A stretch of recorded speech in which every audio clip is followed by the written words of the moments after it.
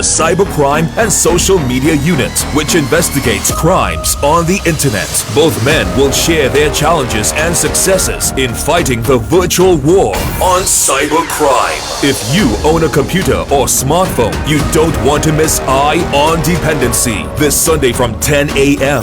Listen live on I-95.5 FM or watch live on our Facebook and YouTube channel, Eye on Dependency. We don't just share stories, we change lives.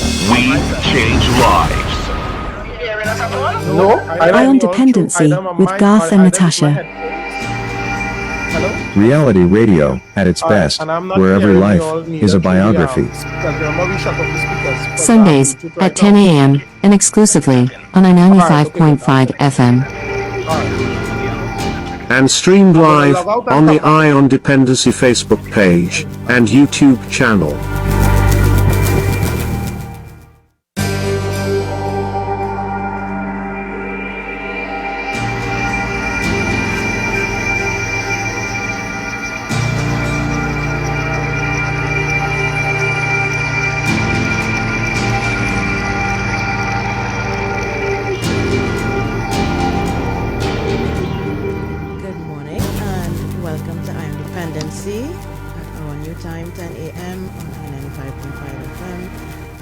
Streaming live on our Facebook and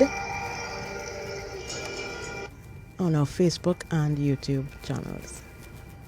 Good morning, Trinidad and Tobago. Thank you very much for joining us, and we thank Tom and wish him a safe journey at home. We'll take over from here until 12. We have lots and lots and lots of information for you coming up today, and it's all in your best interest, which is all of us actually. Once you have a electronic device, online banking is a thing now. There are a number of people. Just last week we heard of a young man who got shot and he died because he went to sell a phone. And no matter how many times you want people not to do this and what to do to avoid this, people still not listening and feel that they are exempt from getting hurt or even fatally wounded. So this morning we will have Inspector Daniel Hernandez and also Mr. Angus Smith. We'll tell you who they are in a while, but they'll be taking us through the paces here this morning, again in several areas of protecting, in an effort to protect us from cyber crimes. It's very important, and we have lots to show you. Those of you who cannot log on to Independency's Facebook page or YouTube channel, we'll try our best to talk you through it. But we always try to bring the information to you in as a clearer way as we can. And as we go down, we have lots of questions for these gentlemen. You're going to hear about cyber threats, phishing, ransomware. Now that phishing is P-H-I-S-H-I-N-G. I always wondered until I did my own research about what that meant. Virus detection, types of cyber security threats, and of course we'll have images to match these descriptions. We have a couple of videos as well. And once we have the time, there's an incident that took place at that notorious car park in the east there, where someone was actually robbed. Shots were fired. Now, in the interest, we will ask Inspector again to tell those who own personal firearms, you have a licensed firearms for your protection, and those of your people around you and so on, you know the drill. And this gentleman was walking back to a vehicle with someone, lots of money, we understand $58,000, and he was just strolling, and a firearm don't jump out of your waist and defend you. You have to be alert. He was quite clear, wasn't alert. So we will show you that and ask the inspector again what to take us through this. What should have he, what he should have done to protect him and the person he was with, and all about observation. Entire car park empty, and one car parker behind yours, and he and this lady was just strolling towards the vehicle. Once we get time, we're going to ask the inspector to warn you again, those firearm users and who have license, what you should do in a case like that. So, Natasha, we have lots to share. So, as we Yes, and we have Mr. Angus Smith on the line right now. Welcome to Iron Dependency. Mr. Smith, if you're hearing us. Yes, hi, good morning, Garth and Natasha. Good Great, morning. Hi. perfect. Good morning. So, Mr. Angus Smith is the head of the Trinidad and Tobago Cybersecurity Incident Response Team, or TTCSIRT, for the past 6 years. He's been involved in cybersecurity for 9 years, ICT for 20 years. Angus has been instrumental in the development of the National Cybersecurity Program for Trinidad and Tobago, implemented the Trinidad and Tobago Cybersecurity Incidents Response Team, and he's involved in a number of other national digital transformation projects focusing on the cybersecurity elements of these projects. The CSIRT was convened by the government of Trinidad and Tobago. An interministerial committee was convened, chaired by the Ministry of National Security, so that is the ministry under which this unit falls, to develop a framework for a coordinated approach to cybersecurity. The Interministerial Committee produced a national cybersecurity strategy in November 2015 with the assistance of the OAS, the Organization of American States, and the International Telecommunications Union, ITU. So the Cybersecurity Incident Response Team was implemented as a strategic objective and one of the deliverables of Trinidad and Tobago's 2015 National Cybersecurity Strategy.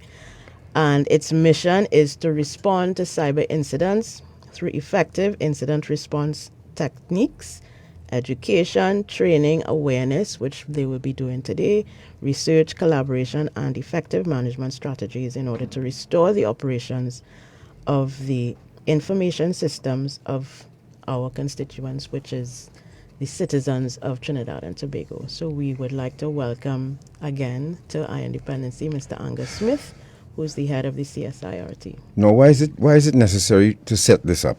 Because of our advancement, or the advancement in the world of technology, and people have access to online banking, online shopping, and of course the old that going up to the ATM, you will also be guided on that, on how to. And this is relatively new. I mean, we've only had some of the technology that we use every day. Yes. Only for the past 20 years it's been, widely available. So it's pretty new, and of course the threats and the risks that come with life, a digital life, a digital virtual experience, have to be managed. So that's why we've invited Mr. Smith and Inspector Hernandez to take us through the pieces as to how the country itself is being protected and secured, and then we'll go on to a more individual level and how we can protect ourselves from cybercrime. After which we will speak with Inspector Daniel Hernandez, who will also take us through his part of the lesson this morning. So, Mr. Smith, good morning again, and thank you very much for spending the time with us. Good morning. Right. So, what is cybersecurity? And we put up an image there. As I said, folks, you can log on to Independency's Facebook page or YouTube channel, so you can follow this too as well, the step-by-step tutorial. Tell us about the Csirt unit. How big is it, and what services you provide to Trinidad and Tobago? All right, good morning, everyone again, and morning, Trinidad and Tobago. So the Csirt is comprised of about 6 persons at the moment. We provide a number of services. Now, the services are geared towards the government in Trinidad and Tobago primarily in terms of protecting the government information systems. We provide incident response services as well as vulnerability analysis. As said before, training, education, awareness training.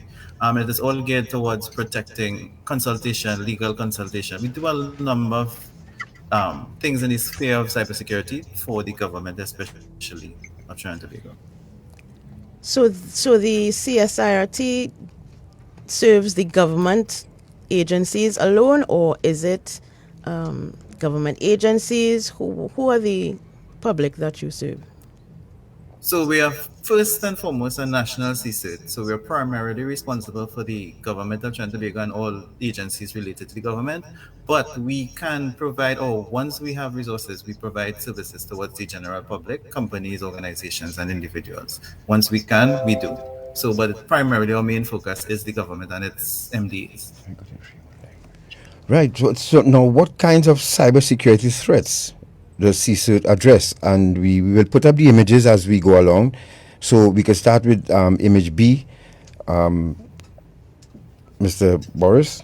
Cyber threats. What kind of cybersecurity threats does Csirt address? And you actually in the image there kind of addresses it in a basic nutshell in terms of virus attacks, malware attacks, in terms of ransomware. We deal with addressing any of these attacks against systems, phishing, especially email phishing. We would do look at vulnerabilities, vulnerability analysis in essence. So we would cover these realm of cyber attacks that are presently out there. Once they affect a government system, we have to address it and look at it.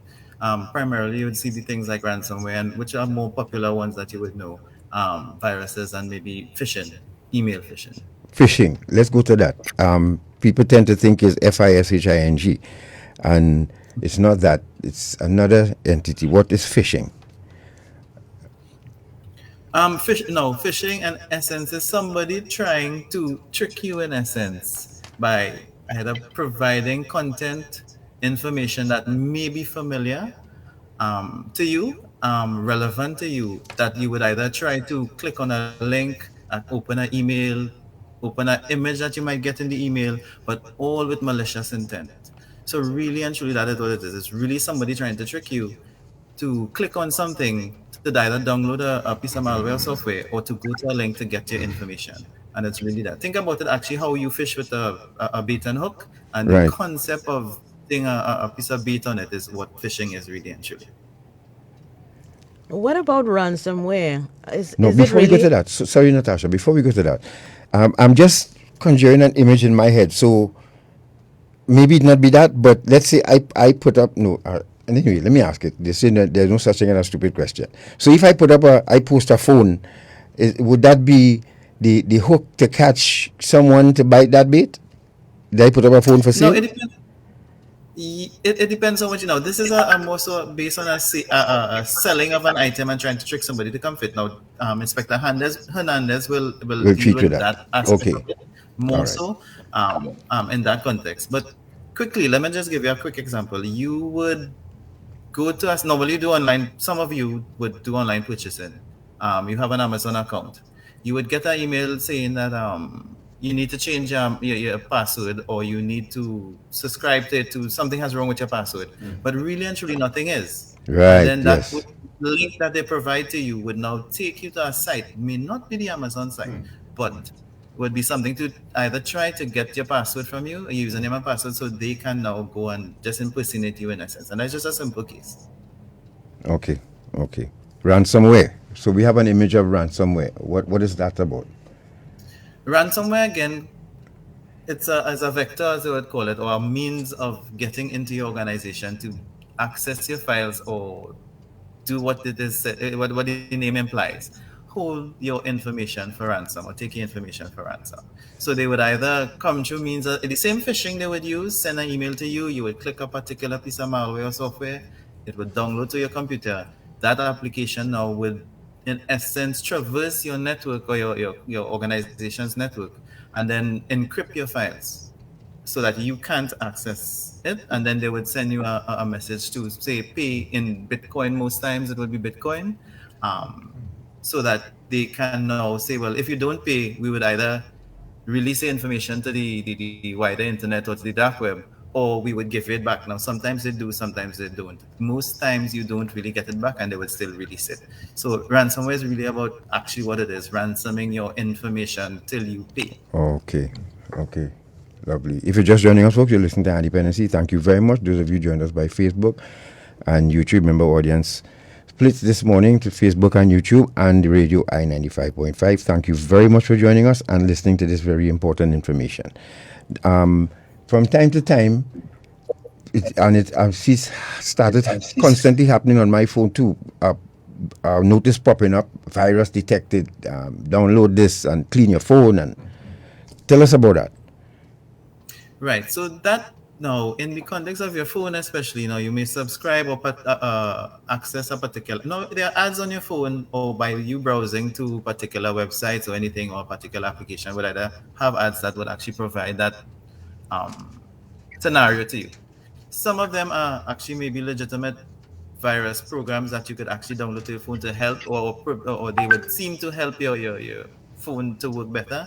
Some might be the same thing, again, phishing maliciously to get your information. So you really have to be very careful about it. So at the end of the day, you shouldn't really or download or access one of these applications unless you personally actually went looking for one and actually click on a particular program. You do some research, you say this program is something that looks like I could use, seems to be legit.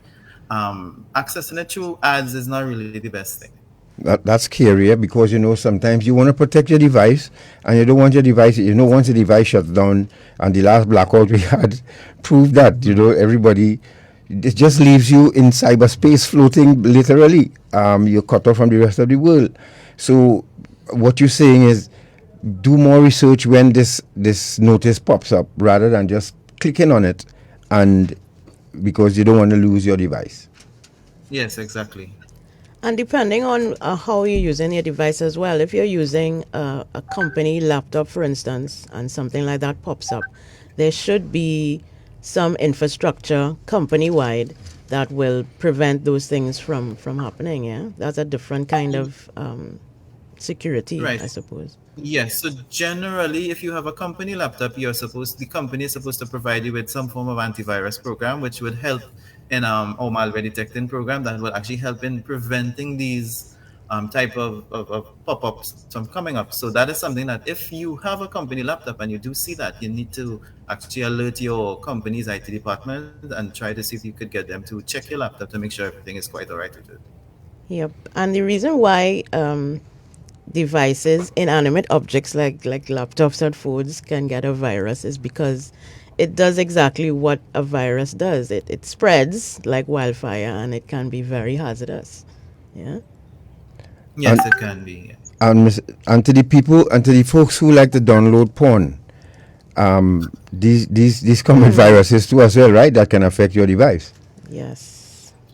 Yes, they do. I mean, at the end of the day, these are some of the more ideal places to pick up a virus, as they would say. So Yep. you have to really be, for those persons, they have to be careful. Again, even if you're looking at that, you have to be careful what you click on, what are the links, where you go to in terms of the sites and that kind of thing. So Okay, you why really are have you in to your be. face? Yes, it's true. And it's very difficult. I mean, the people who come up with these things are very good at making these pop-ups and ads and things look very attractive and encouraging people to click on it. And it's hard, as someone has commented on Facebook, that it's scary as a senior citizen. She's saying who uses the internet. It's scary, and it's starting to affect my mental health. How do you know the legit info from these scams? Is there something basic that people can identify authentic from non-authentic ads or pop-ups? Well, I mean, at the end of the day, looking the pop-ups being what they are, clicking on the pop-up in itself might not be the best thing.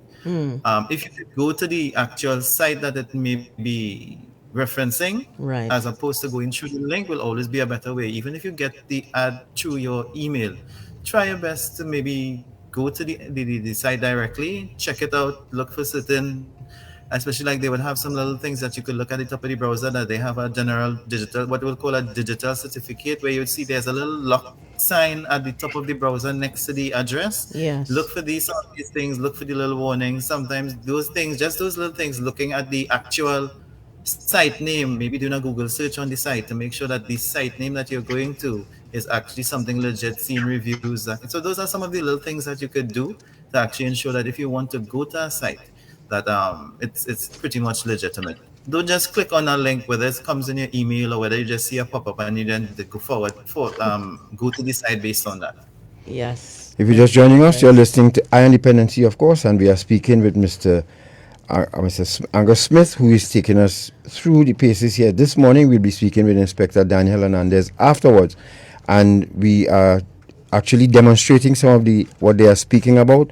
So if you can join us on Facebook or YouTube, that's Iron Dependency, EYEON Dependency, and get your lesson here this morning. Types of Mr. Smith, the types of cybersecurity threats. Numerous. They are numerous, and we have some. We have an image up here.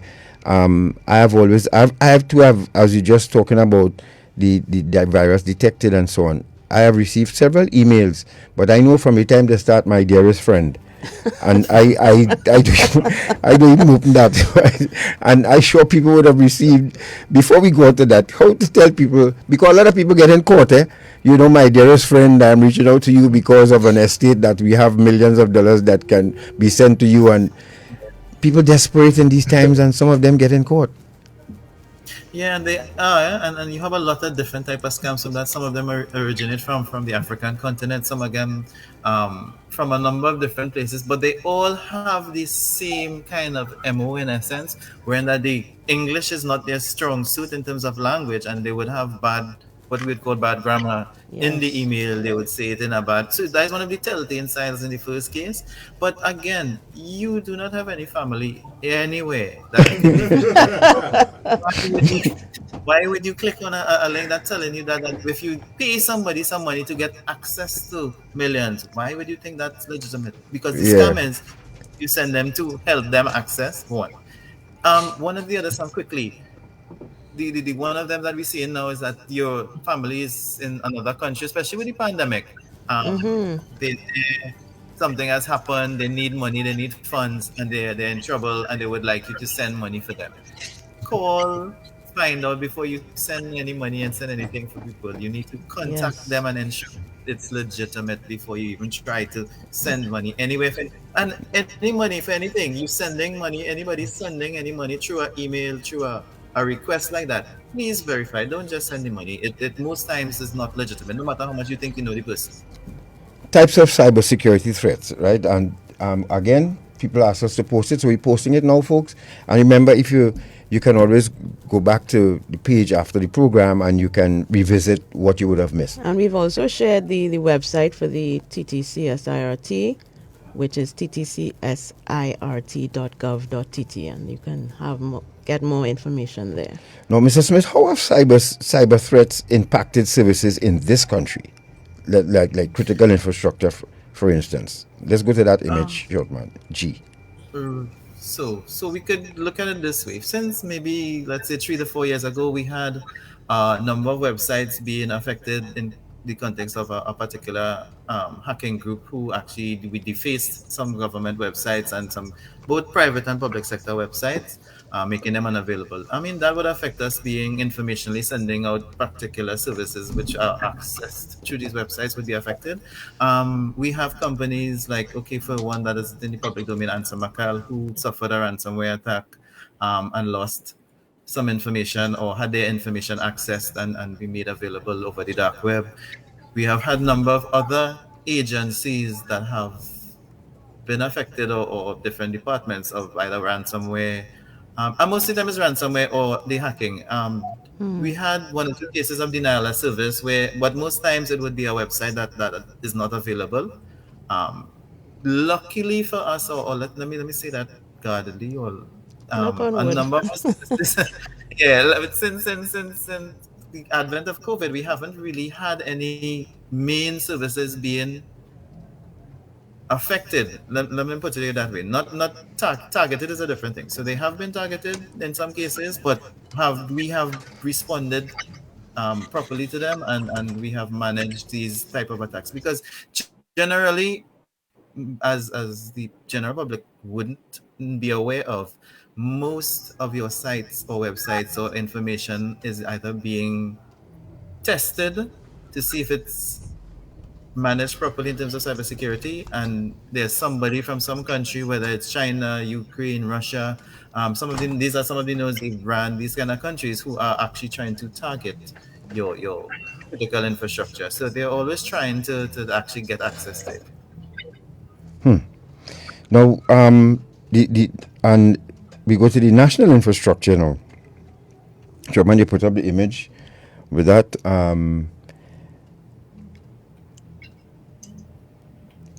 Yes. So, And these are well, some of what we have on the screen are the critical infrastructure sectors that will be impacted should there be a national um, attack on on the digital infrastructure. like for instance, that blackout we had just recently. How could that have affected our data and getting things back to normal? How easy would it have been to get things back to normal, our infrastructure, critical infrastructure sectors? so, right. So, firstly, again, this, as you rightly said, these are some now, they may not match totally Trinidad and Tobago in the context of the image that you see, but we generally have most of the sectors here in the first instance. Two, they can be affected by a cyber attack. Now, and I want to say this very carefully. What happened with the blackout can happen with a cyber attack. Right. Happen in your system. So just making that very clear. That is not what happened in the blackout, but this is the same effect if a cyber attack is targeted against your let's say your power system and it goes down. Generally, that is what would happen. We would go a blackout. Everybody would be affected in the context of they would not have power. Yep. Those companies who do not have generation or backup power would be significantly affected. But in light of all of this, the government of Trinidad and Tobago is actually currently right now. I mean, I don't know if I could go into this on as we are here at this, looking at a national risk assessment exercise to look at these sectors and identify these critical entities and try to develop a plan or a framework going forward to help better protect them against cyber threats. Um, that is one of the measures we are trying to we are embarking on upon right now, actually as we speak, to try and help defend all the critical information sectors. Right. Yeah. One thing I wanted to understand from you as well, Mr. Smith, is how connected are all of these sectors to a central portal, if you understand what I mean. I don't know what quite language to use, but how connected are they, and if one goes down, how does it affect the other, kind of thing? All right. So generally, as you see, to a certain extent, power is one of the more critical entities in essence that would affect everybody. Yeah. Telcos would also be one of those, which is telecommunications. Right. In terms of, I mean, dependence on the internet, dependence on data services, they would now be connected that way. So there are multiple interconnected dependencies, whether it's upstream, downstream, supply chain. These are some of the things that we are working on identifying in a more detailed way. But yes, some of those two, most likely the health sector would be depends on the type of systems that they have in operations and the dependencies, especially on the telco and power, to be interconnected to share information and to provide information to the general public. So yes, there are significant dependencies or connections that can be affected if a cyber attack were to bring down, just say, one or two major critical entities. You're listening to the voice of Mr. Angus Smith, who is the head of the Trinidad and Tobago Cybersecurity Incident Response Team, acronym Csirt. And he's speaking to us and giving us a good lesson here this morning on how to protect ourselves from cyber threats, phishing, ransomware. And how the country is protecting itself from Yes. these cyber threats. Now, the Csirt has been in the news, and this is one article that we have on the screen reporting of an increase in ransomware attacks. Could you talk a little bit more about that? This article is from 2020. Yes. So coming out of in essence, the pandemic, we have seen a rise in essence of organizations being targeted for ransomware attacks. Again, it happens to organizations because of various reasons. Again, maybe just lack of proper use or let's say correct usage of your systems. Let's say your email, clicking on the wrong application again through a phishing app, and somebody downloads a piece of malware, and you get a piece of ransomware, and they would again try to extort money in essence from you. It would come from they would try various vectors to attack your systems, and again, if you have vulnerabilities in your system, you may or may not fall privy or may fall as a victim of these type of attacks. But over the course of since the pandemic, yes, we have seen some more ransomware attacks. But I could say for, let's say, coming out of that now, the end of the year into this year, we have seen, generally the infrastructure in Trinidad and Tobago is taking some precaution and measures. So you're seeing it a little bit, not as much as before. So even those, so it has been, in essence, reducing itself a little bit, because I think a little more awareness by some of the corporate entities. Yes, we have another article here from the Express that's talking about optimizing a company's cybersecurity investment, and this goes to what you were saying about companies making that investment to secure their digital footprint. Yes, and a company needs to ensure that, well, in terms of investing in cybersecurity for their own protection and having, let's say, someone, and that starts with a number of things you could do. You could ensure that your company has somebody responsible for cybersecurity focused on it, developing a cybersecurity program, doing a risk assessment to identify the vulnerabilities of the company in the context of cyber, so that at the end of the day, you can put together a plan to take action and to prevent or to at least limit the effects of a cybersecurity attack and the various issues you may have if your company is vulnerable. And they are just simple things that you could do as a company. Okay, folks, so thank you very much. There was a question before we go to this break and come back and wrap up with Mr. Smith, but Sandra on Facebook asking this question, and as we say, Sandra, there is no such thing as a stupid question, or it's related because we're speaking. Now, Sandra is asking Mr. Smith, can neighbors be jamming phones? Can neighbors use low frequency sound to damage people's brains and hearing? I mean, we've heard a bit about this. Remember the incident with the U.S. Embassy in Cuba? Yes, in Cuba. Is this really possible, sir? Possible? I would want to leave that question for Mr.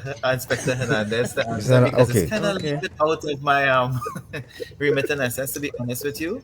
I mean, so I don't want to say yes or no. So I will go to someone who may have a little bit more information on this particular topic.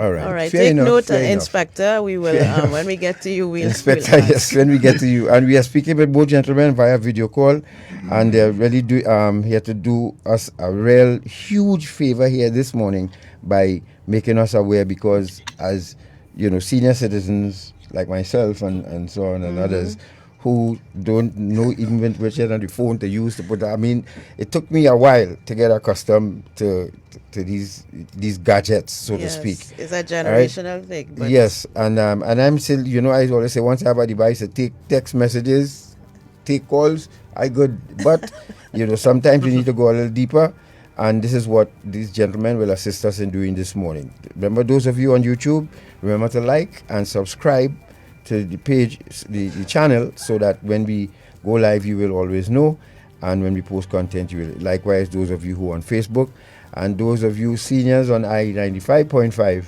well, we welcome you as well. We will take a break. Let's go to this quick break, and when we return, we have a couple more for Mr. Smith, and then we'll cross to Inspector Hernandez. Stay right there. We'll be back.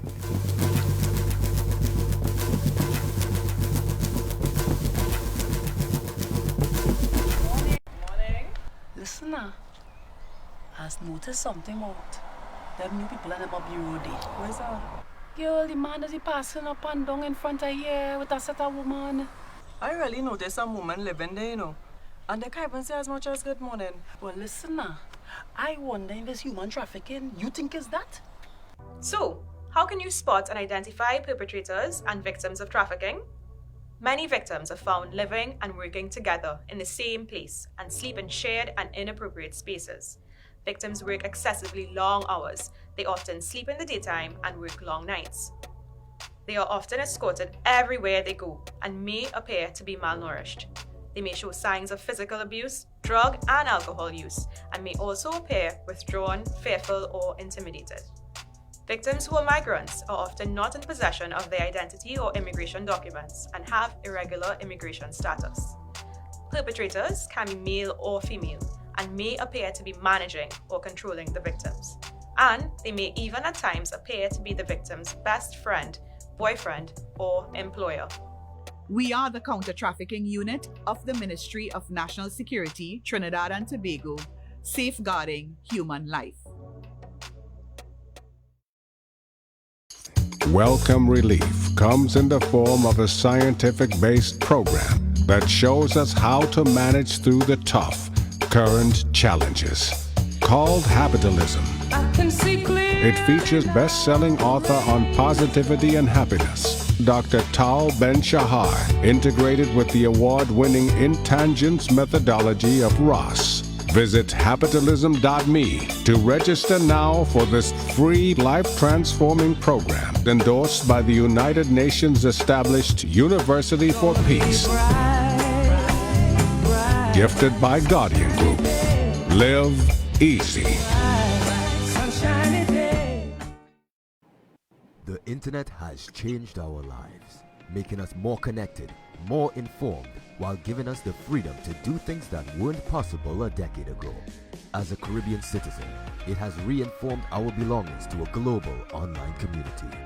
But it has also exposed us to several cybersecurity threats, including identity theft, fake news, bullying, and more. Start by using strong passwords to protect your computers, smartphones, and other devices.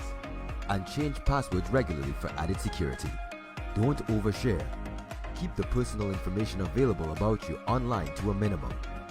Never do private financial transactions through public Wi-Fi. When it comes to children, talk to them about safe internet use. And point them to some of the child-safe sites. Make internet safety a priority. Get smart. Get safe. Citizen by birth, smart by choice.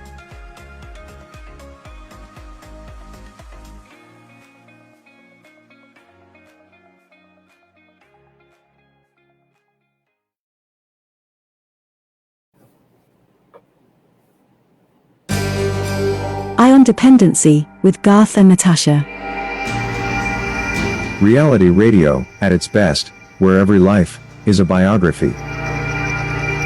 Sundays at 10 a.m. and exclusively on a 95.5 FM. And streamed live on the Eye on Dependency Facebook page and YouTube channel.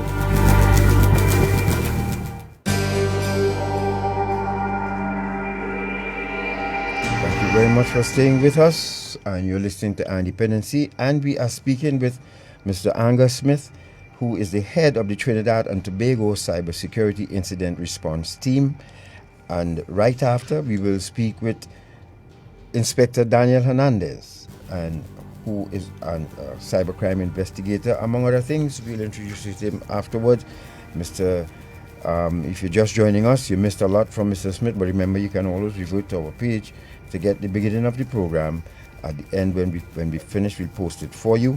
In the meantime, you can join us on our Dependency's Facebook page and YouTube channel to see some of these images and short videos that these gentlemen have for you here this morning. Mr. Smith, thank you for your patience. And we go to what other agencies does Csirt collaborate with? So actually, we collaborate with a lot of agencies, both locally and internationally. So in Trinidad and Tobago, we collaborate with Inspector Hernandez's unit, the Trinidad and Tobago Cybercrime and Social Media Unit. We collaborate with the iGovTT, which is iGovTT, Ministry of Digital Transformation, Ministry of Public Administration, the Ministry of Finances, Treasury Division. We actually have, we also collaborate with the TTIFC, which is the Trinidad and Tobago International Finance Center team. We also collaborate with international organizations such as the OAS, the ITU, CARICOM, IMPACTS, the UK Home Office, the Commonwealth Cyber Security Program, and Csirt Americas, which is another agency under the OAS. So we have a number of collaborations that we work with, both, as I said, internationally and locally. Okay. Right. Okay. And to that end, I imagine that you all gather to congregate and share ideas, share strategies. And there's a National Cyber Risk Assessment Workshop. Can you tell us what that is about? All right. So last year, at least in September last year, we embarked upon a national cyber risk assessment, which again targets national critical information infrastructure. That assessment has in it, in order to, well, it's a partnership with the UK Home Office and the Commonwealth Cybersecurity Program, and we also work with a number of local ministries and agencies to make that partnership happen. Short man, you can put up that image, please, of the NCRE workshop Mr. Smith is speaking about. Sorry, didn't mean to cut you. Go Sorry, ahead. Mr. Smith, go ahead.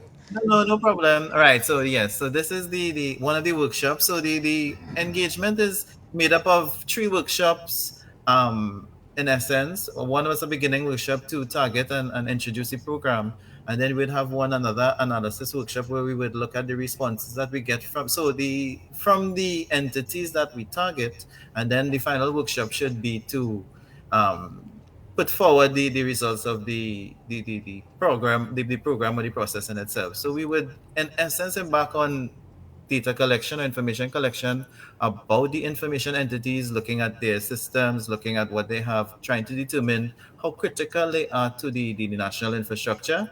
And then again, using that information and analyzing that data to determine how could the government go forward to develop a plan. Within we have a organizing team which is led by the Csirt, and then we have again Ministries of Digital Transformation, Ministry of National Security, the Office of Disaster and Preparedness and Management, the Defense Force, the Integrated Threat Assessment Center under the Office of the Prime Minister. We have these partners as part of the exercise. So it's really about us trying to determine the risk to the critical information infrastructures of Trinidad and Tobago, and now again determining that we can find a way to again let the government decide how it's going to provide resources, come with a plan so that again, in the case of something cyber related which can bring down the whole country, how do we respond and what do we do and how we target that and how we get the country back up and running in the quickest time as possible. Now, Mr. Smith, a question just popped into my head. If you can't answer it, no problem. But I remember 1990. It took me back to 1990 when the people, the insurgents, had to physically go into the communications unit and commandeer it. The TV station. The TV station, radio station. Remember, they had to do that physically. Is that necessary now, seeing that can radio stations now be commandeered from let's say another site? They don't have to really infiltrate a station any longer. Can that be done? So any entity that has an internet presence, in a sense, or an internet connection, can, with the right expertise, be infiltrated. So let me put it that way. So to answer your question, yes, they can be. Again, it takes some effort, it takes some resources and skills, but it is not impossible. Right. Because I'm thinking, Gary sitting behind here, and then all of a sudden he pressing everything possible, but you're hearing a voice coming through the system, and he cannot stop it. And so it could be possible. What advice? Sorry. No, go ahead. Sorry. Yes. What advice would you give to the public, the citizens and businesses, to protect themselves from cyber attacks? You could go now, short man, with the next image. Yes, go ahead, Mr. Okay. So you will deal with the individual, and for the individual, again, you will see back up your system. Well, again, to protect yourself, back up your systems, especially this one. Do not click or access or click links that you didn't subscribe to, suspicious emails, looking at that, ensuring that you don't click on these links because they most times be malicious. Don't download. If you're looking for software, try not to take pirated, what we would call pirated software that could be malicious and have malicious let's call it malware software in it. Ensure that you have your system updated because like your computer would ask for updates, your phone would ask for updates. Try your best and keep up with the latest updates for the devices. That will help protect you. Ensuring being again browsing the internet and do not go to malicious sites, do not go to content that could look suspicious and be suspicious. Ensure that for all the accounts that you do have, that you have proper passwords or passphrases to ensure that you protect your device, because that's also important. Actually putting your proper passwords, ensuring your passwords updated, a capital, a common, character, numbers. Those are things that you need to have included in your password, or use a passphrase at least. You could either use a combination of, or use either or. So those are some of the things you could do to protect yourself. Now, from the company standpoint, again, as I said before, you need to have somebody in your corporation that is the champion in essence for cybersecurity and for proper operations. But you also need to ensure that your systems are updated, ensuring that you have proper configuration management in your systems patched and updated always. Ensuring you could do something like a vulnerability assessment or risk assessment on your organization to identify any issues you may have, vulnerabilities you may have in your company. Limit your access or your network access to who only needs to have access to your resources in essence, because of the COVID and the pandemic, we have seen a lot of people working from home.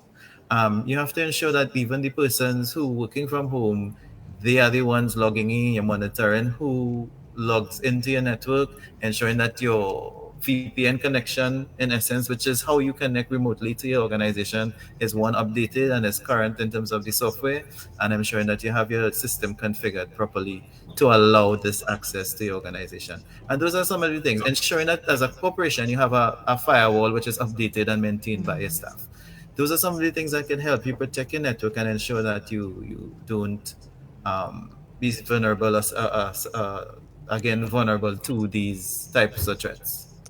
Now, just to go back to the first point on the individual level, in terms of backing up your data, is it safe to back up? Go back to the last slide, Shortman. Is it safe to back up your data to the cloud, or should you have an external hard drive for your data, your personal data? External hard drive ensures that it is your data, it is in your possession, and nobody else has access to it.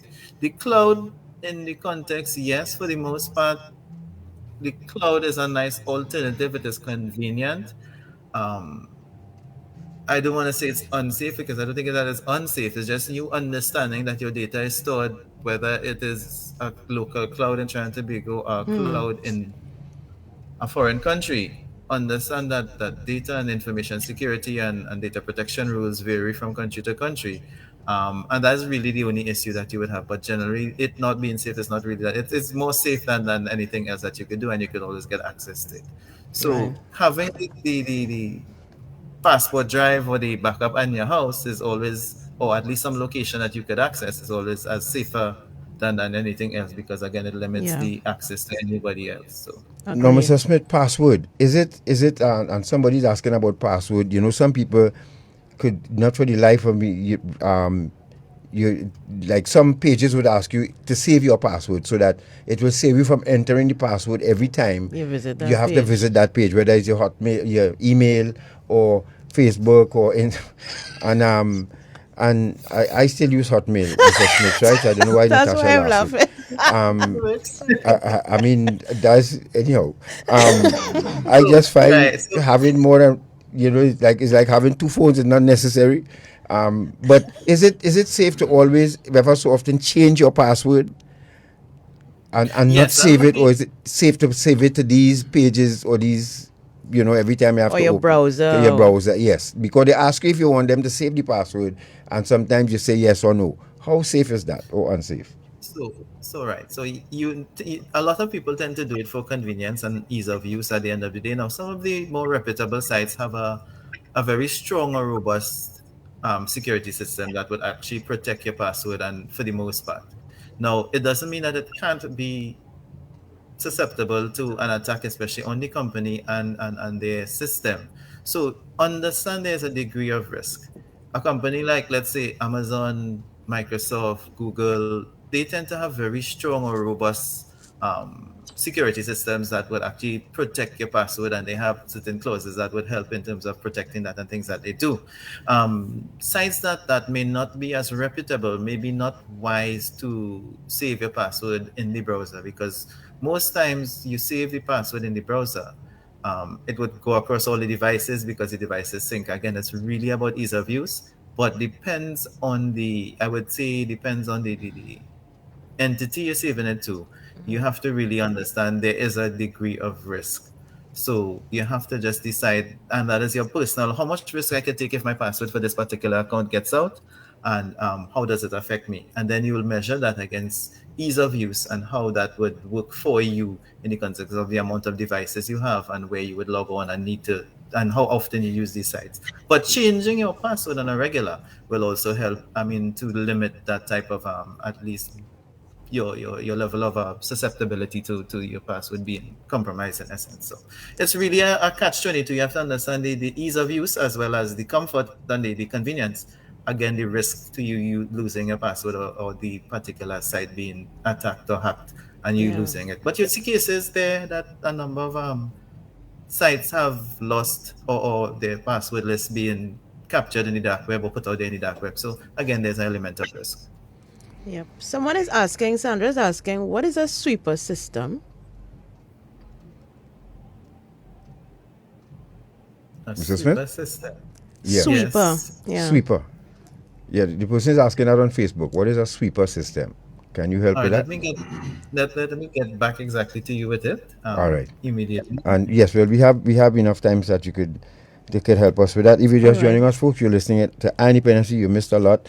We are speaking to Mr. Angus Smith, who is the head of the Trinidad and Tobago Cybersecurity Incident Response Team. And in a while, we'll be speaking with Inspector Daniel Hernandez. So before we switch to Inspector Hernandez, just put up the contact details for the CSIRT. And you can let us know, Mr. Smith, who should be contacting you. The average citizen, the corporate entity, the government agency? Generally, it's the government agency that we would who contacts us in the most instance. A corporate entity also can contact us. The individual, because we have links to awareness sites, or especially Get Safe Online, you would see that connected directly to us. Yeah. So that in the context of, yes, we will provide more so for advice, because we get a lot of public inquiries in the context of different situations that they would have, and we would try to provide advice to them. So I don't want to say that the public, we don't deal with the public. Yes, we do, but we would just really more so be advised as much as we could. But we are really based on government entities and maybe corporations we would more so deal with in the first instance. But we will help everyone. Right. One final question for me, quick, before we go to a break and come back with Inspector. There are people sending friend requests on Facebook. I am not accepting any friend request from anybody unless they send a message saying, I am so-and-so, and we went to school so-and-so, I know your mom so-and-so. What advice would you give? Because there are some people who just want to have this whole heap of friends shown on their Facebook page. What advice would you give people who just sending out friend requests and those who wants to accept? Again, it comes back to person sending out friend requests. A lot of people would do it because they are trying to grow their friend profile in the context of things. You as a person have to determine who you want to in a sense, be friends with, be connected to. And I think that's just it. You don't have to accept it. You just have to go with who you know, and especially if you want to keep your circle tight, you just limit the friends to who are your actual friends. But a lot of people just want to get the numbers up, and as I say, just for the amount, having the majority of friends, having a lot of friends, would then now put out these requests trying to just grow their network in the context of things, for different reasons. Could either be for self, and it could be for business, it could be for just having a wider pool of persons to know. It really is. So that's something that is subjective to the person. You really need to look at the persons you subscribe to or connect to, and then determine it based on that. Or in the training context of Mako, your business. Well, that too. No, but I just yesterday I got a notice I have 300 friend requests pending. And I'm saying, okay, let them wait, because unless you send me a direct message and introduce yourself properly, I'm not accepting, because there are people who will actually commandeer someone's Facebook page and send you a friend request for what I don't know. They're very busy and working overtime out there. But folks, Alison, yes, once upon a time in life was so simple now, and I understand the cyberspace will get worse for seniors, if only because of the speed with which the change is happening.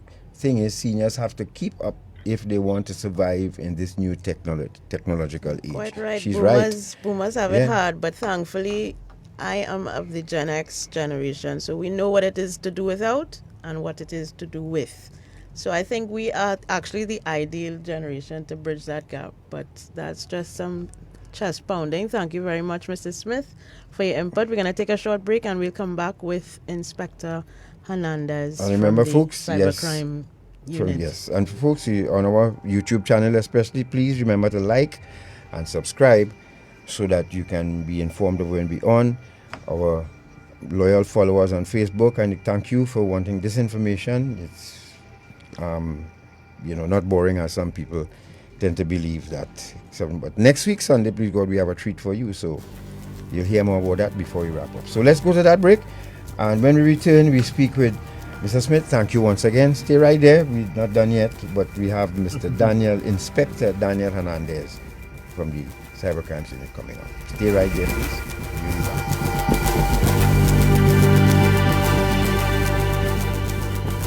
You met him online. He says his name is Paul. He says he loves you and wants to get married. He's in the army, stationed overseas. He wants to visit, but can't get time off. He sends pictures of himself, but is never able to video chat. And though you've never met him, Paul asks you for money. Stop. Don't send it. Don't let anyone convince you to send them money in the name of love. Finding love is exciting, but while many successful relationships begin online, scammers use online dating sites and apps to trick victims into sending them money.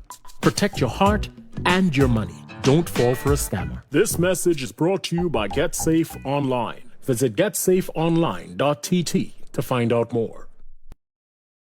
Finally, Welcome Relief comes in the form of a scientific-based program that shows us how to manage through the tough, current challenges. Called Habitalism. It features best-selling author on positivity and happiness, Dr. Tal Ben-Shahar, integrated with the award-winning Intangents methodology of Ross. Visit habitalism.me to register now for this free life-transforming program endorsed by the United Nations established University for Peace. Gifted by Guardian Group. Live easy.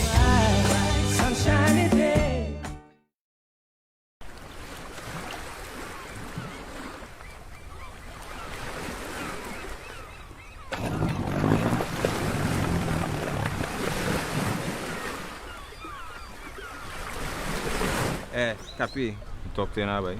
I got a small work for you to do. Make a quick 10 G's. What you going to do for me? 10 G's? What's that you want to do there, boy? What you doing? Taking your boat, run up the islands, pick up some people and then bring them back here for me. That's all you have to do. That sounds like human trafficking, boy. That's a serious crime. I can't make that. Trafficking in human beings is a serious violation of a person's human rights. It violates a person's right to freedom of movement, freedom of choice, freedom of speech, and freedom of identity. It is a heinous crime which affects local, regional, and international peace and security. A victim of human trafficking is subjected to many types of abuse. The crime destroys a person's dignity and self-worth. Victims often feel hopeless, are suicidal, and are stigmatized in their communities. Child victims are deprived of their rights to education, play, and social interactions. They're essentially robbed of their childhood, and that can never be regained once those years have passed. If we do little or nothing to fight against human trafficking in our country, we can face economic sanctions from international agencies and partners. Our country will be losing money. Doing little or nothing to fight against human trafficking will tarnish our country's international image and, most of all, the value we place on human life. Human trafficking is no respecter of persons. Anyone can be a victim. So let us all strive to safeguard human life and dignity in Trinidad and Tobago. We are the Counter-Trafficking Unit of the Ministry of National Security, Trinidad and Tobago, safeguarding human life. Eye on Dependency with Garth and Natasha. Reality radio, at its best, where every life is a biography. Sundays at 10 a.m. and exclusively on I-95.5 FM. And streamed live on the Eye on Dependency Facebook page and YouTube channel.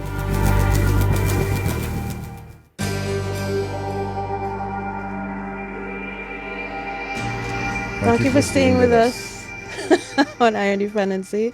We're talking cybercrime and cybersecurity with Mr. Angus Smith of the TTCSIRT.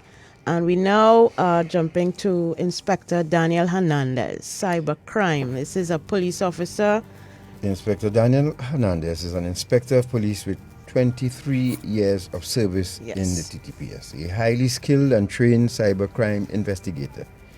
He holds a master's degree in business administration, specializing in digital technology management from the University of Bedfordshire, England, where he gained knowledge to lead and transform the Cyber and Social Media Unit, formerly the Cybercrime Unit. He attended 400 hours of training over the past 10 years, which including mobile and computer forensics from the Bureau of Diplomat Security Department of State in the USA. He is a certified Celebrite and Axiom examiner. He was trained in cybercrime investigations at National Police University of South Korea, where he learned techniques and tools to develop management processes that enable collection of digital evidence needed to successfully prosecute cybercrime offenses. He was appointed head of the Cyber and Social Media Unit, that's the CSMU, in October 2019. He built public awareness of cybercrime through lectures and presentations within the TTPS at schools and to the business community. Inspector Daniel Hernandez, we welcome you to Eye on Dependency.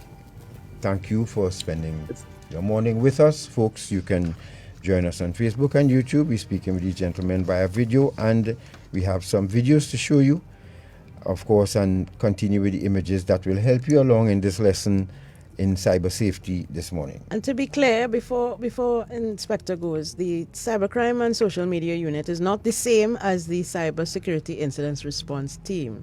They both deal with events in cyberspace, and the primary objectives of both organizations are fundamentally different. The CSMU is a specialized team in the Trinidad and Tobago Police Service, and their primary role is to provide technical assistance in the detection and investigation of crime, wherein the computer is the target or the means used. The unit is made up of police officers who are trained in the investigation of crimes that take place over the internet or through the use of a computer. Right, Again, welcome, Inspector Hernandez. And we understand, Inspector, you're a Tranquil alumni. So, yes, congratulations. Certainly so. And also, before we come to you, Mr. Smith, we want to congratulate you too. Your former Commissioner of Prisons listening, and he said that you were a prison officer once. And we didn't know that. So, well done. And thank you for your continued service to Trinidad and Tobago. Okay, no problem. Yeah. Thanks. So, Inspector, we have two servicemen on with us here this morning. Well and good. Thank you, Inspector. Now, Inspector, your task now is to take us through your neck of the woods. What is a cybercrime? So, when you speak about a cybercrime, it's basically defined as an unlawful action against any person using a computer. And I want to be very clear this morning in defining or bridging the space between cybersecurity and cybercrime. Many times persons mix the two up and they fail to realize that it's actually two different items. So you have a cybersecurity, which deals with the protection of the digital infrastructure. And then you have cyber crimes, which we come after when the crime is committed to do extraction of digital evidence that is used now to assist investigators with their investigative approach. So it's two different items. So a cybercrime is really an unlawful action against any person using a computer and its systems, its online or offline applications. And it occurs when information technology, computers used to commit or cover an offense. The act is only considered cybercrime if it is intentional and not accidental. A cybercriminal may use a device to access a user's personal information, confidential business information, government information, or disable a device. And these are what we call cybercrime, are covered basically with two overarching areas. You have cyber dependent crimes, and then you have cyber enabled crimes. So when you speak about dependent crimes, it speaks about crimes committed using online devices, and where the devices are both the tool to commit the crime and the target of the crime. So you have intrusion, illicit intrusion to computer networks, hacking, denial of service, distributed denial of service, and these things are what you consider to be cyber dependent crimes. But then you have cyber enabled crimes, which basically are traditional crimes that happen on a daily basis. But these crimes do not depend on computer networks, but have been transformed in a scale or formed by the use of the internet and communication technology. So things like cyberbullying, you would hear the terminology bullying, which is a normal item that you would have existing, or harassment, if you want to look at it like that. And then you have the element being used to commit the offense, like somebody sending something to your phone, and that is pretty pretty damning in that sense.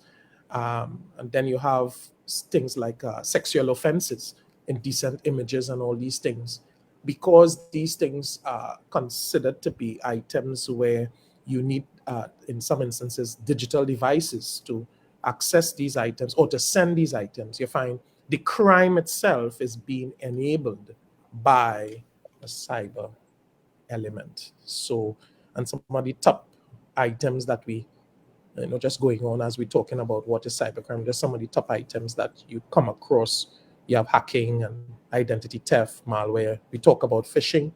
We spoke about ransomware. And then we also spoke about online fraud scams. These are the type of items that are present. Yeah. All right, we have a graphic up on the screen that that shows the different types of crime, and thank you very much for that information. So we're gonna go down a little deeper into what would be considered the types of crime. Yes, Shortman, you could go to the next one. Cyber stalking is one. This is one of those actual crimes that are committed on cyberspace, as you had mentioned. I can't remember the term you used.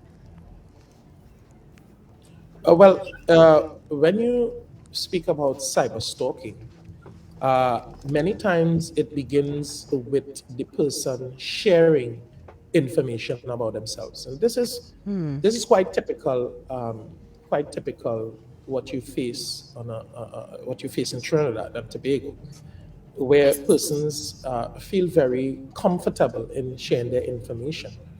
But just remember, if you don't put a value, I've always said this in my lectures sometimes, if you don't put a value to your information, somebody else will put a value on it for you. And that's why sometimes, when you start to share your information, you open a door that a person can now penetrate, as the word says, penetrate your inner circle. And by penetrating, they are now able now to see your information, because why? You have been sharing your information. And that has overarching reaching situations, because you have situations where persons now feel so abused. They feel their space has been threatened, and they feel not to go online. They don't want to, they're taking off their phones, because why? They believe that their space has been infiltrated. But it generally starts by you sharing information. You go up on Facebook, you want to post it. You went somewhere, you want to post it, and that has become an issue. And then there's something that has come up recently. I don't know if you're all aware of it. It's something that came across the BBC recently, where they were speaking about these iTags that Apple sells. It's a small little round device called an iTag, and the tag really is for good situations where you want to know the whereabouts of your luggage, you are transporting an item overseas and you want to track it. And it has its good, but where there's good, there's evil. And that's where people now are using that item, and it's becoming a big issue in North America and England, where people are using the iTag, slipping it right in your pocket because it's a very small item, your jacket, your purse, resting it in a very protected place in the car where it cannot be seen. And you now want to know how this person knows where I am, how long I stayed, what I did. Yes, they just basically went and buy an iTag and they set it up and put it in you, and it's very inconspicuous, so you can't see it. So that in another sense is another area of cyber stalking. I don't know if you all get me with that. Yes, we're of following course. you. Yes, very clear. And I know that some websites that you visit to request to know your location. And I guess that is probably just for them to identify where their customers or visitors are from. But can that also be a risk if you say you will allow them to a website that you visit to access your location? Yeah, that is a very big risk, especially if the website you are currently using is not a legitimate one. It appears legitimate, but it is not legitimate. And I have a habit, and this is just my personal security, I have a habit of not allowing persons or sites to see my location. It's just a habit I have. Yeah. I block it. I don't care I don't care if you are the most legitimate site there is. I don't want you to know where I am. And then there are other aspects of items that you can use, like VPNs. So you could use that to protect, where you are at and stuff. But I don't want to go into that too far because our intention here is just to deal with the crime aspect of it. Yeah. Right. Well, what about identity theft? This image that is on the screen now. Is that real? That is in Trinidad and Tobago? Of course, identity theft is very real. I mean, when you speak of it, it is really a breakdown in understanding when cyber criminals gain access to your personal information to steal money or gain other benefits. There's something I used to do in my earlier days when I was an undercover officer. There's something we call dumpster diving. So for those who may not understand what that means, is that when we want to get information about you, we will go actually into your rubbish, and we will get your information, everything we need to know about you. So take that into the cyber world. You have that ability now where persons, that's why we try to explain to persons the importance of shredding your documents and, don't have those documents just lying around, because that is where persons are going to get information and actually create identities to steal your identity, to become you. Basically, so inspector, stuff like your light bills, your bank statements, all of these things that you just dump in the garbage. What would you suggest? Dump it. I always advise persons shred it. Go right by PriceSmart. I'm not putting on a plug for PriceSmart. I'm just making sure. Right, go right by any place that sells a shredder, and after a while you shred the documents. Do not just throw it into the bin. For somebody who has nefarious intentions, they are going to have a field day with your information. Should they decide to do you some harm. And the online space makes it much easier for people to get your information, because you would visit a website, make a purchase using your credit card, and if you allow the site to track where you are, some cyber criminal will kind of hack into your device and access your passwords, your credit card information, your name, your address, everything, right? Yeah, yeah. Well, that's the traditional way that is happening in relation to shopping on. Actually, we have a video here this morning. It's this morning still. Mm. Yes, we have a video here where we'll be talking about safe online practices. Right. Okay. We even going to be talking about. We have a video coming up too about ATM practices where you go to the ATM. We want to talk about that a little bit too. All How right. to protect yourself, basic things. Those videos will come up when you all are ready for them. Right. But Okay. Yeah. basically, what you are saying is what it is. Yes. All right. So the online, now a lot of people shopping online using your credit card, you have to give out almost everything about you, plus your credit card information, including security number. This is really taking a big chance if you buying from reputable companies and just you see somebody put something online and decide we selling this, use your credit card to buy it. What would you suggest and recommend to people out there? Well, the first things first is we do not want to create an hysteria in terms of online shopping. We are currently in a pandemic, and Right. as such, the way of how commerce is operating today, we need to be online to do our shopping, right? So let's get that out of the way. I don't want nobody thinking, well, I'm not going to. No, we need you because of the COVID situation. Right. We need to be online, so that needs to be clear. However, we need to understand that when we are going online, the context in which we are going online, we must understand that we are opening up our door. Take it from the context, from the viewing of someone coming to your home, somebody that you know, you will open the door. Somebody that you don't know, you will ask them to stay by the gate, and you will ask them. You see this. You see the difference in scenarios there. So therefore, then is the same thing. If I am going online to do an online purchase, one of the first things I'm going to find out is that I am buying from a reputable site, Yes. and that's why I heard Mr. Smith would have talked about the Googles, the Amazons. They have very robust systems where you can feel free to shop online because they have systems and you have guarantees in some instances where you can get back your money if what you purchased is not what you ordered or whatnot the case may be. But this is the paradigm shift. We want persons to be aware that I am going to purchase from a reputable site.